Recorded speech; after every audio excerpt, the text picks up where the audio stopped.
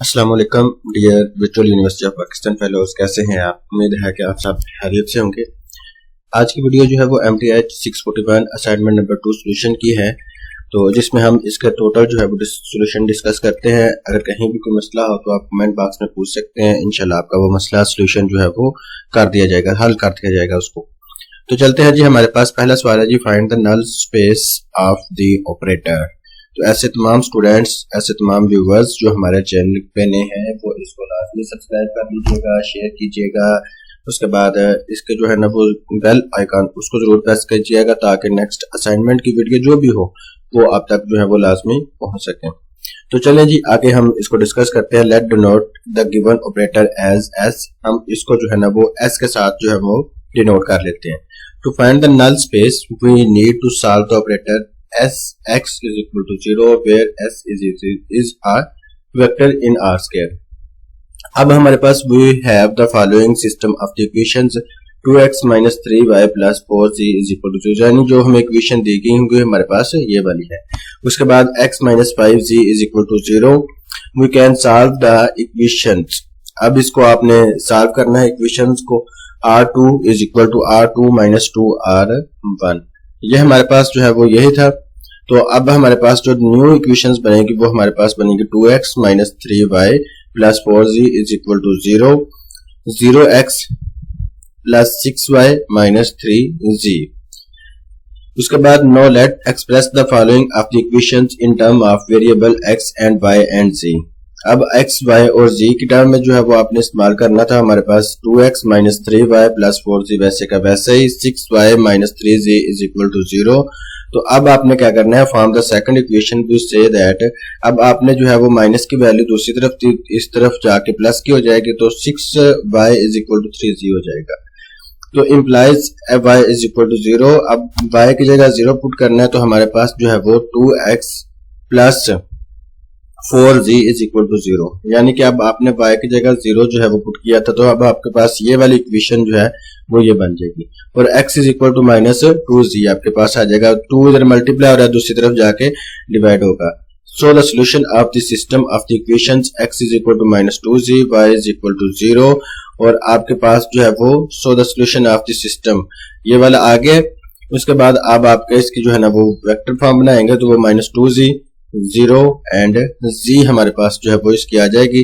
तो ये वाला हमारे पास जो है वो इसकी जब नल स्पेस लिखनी है तो वो हमारे पास null space is equal to /s minus 2z 0 और z, और ये वाली हमारे पास जो है वो नल स्पेस है।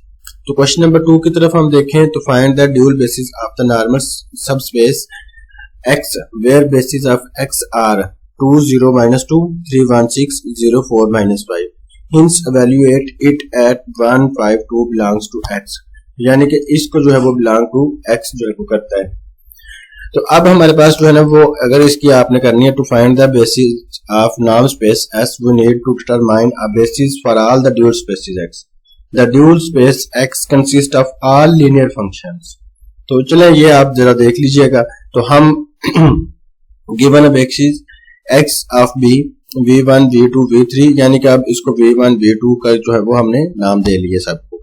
तो अब हमारे पास जो है वो आगे b/f1 f2 f3 f4 f5 f6 क्या करना था हमने इसको, we want to find a dual basis। हमने इसकी ड्यूल बेसिस निकालनी थी। एक हमारे पास ये रख ली, एक हमने इसके ये रख ली।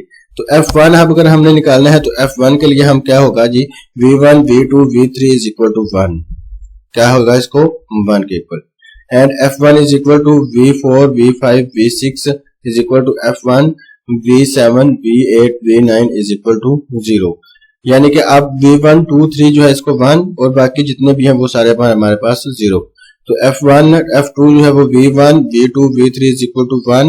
और इसी तरह हमारे पास जो है वो f2 हो या f2 से लेकर v9 तक हो तो ये भी हमारे पास 0।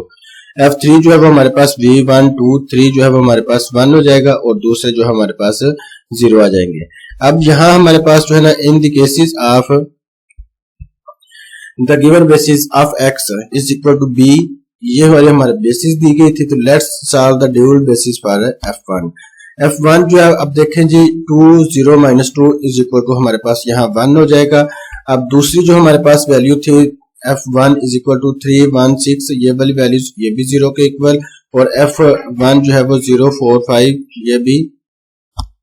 ये भी 0 के जो है ना वो इक्वल हो जाएगी। तो अब जो है वो आपने जो है वो f1 और f2 के लिए अब निकालनी है, तो यहाँ पहले 0 फिर 1 और फिर आपके पास जो है ना वो 0 वाली वैल्यूज आ जाएगी। f3 वाली वैल्यूज अगर आपने निकालनी है तो वो भी वैसे ही निकालेंगे हम कि f3 is equal to 2 0 minus 2 is equal to 0, f3 is equal to 3 1 6 is equal to 0 और ये वाली हमारे पास 1। We solve the system of equation f1 f2 f3, 3f1 f1 plus 6f1 is equal to 0, 4f1 minus 5f1।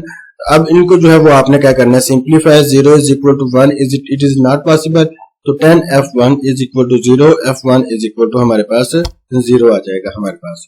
तो ये हमारे पास जो है वो ड्यूल थी।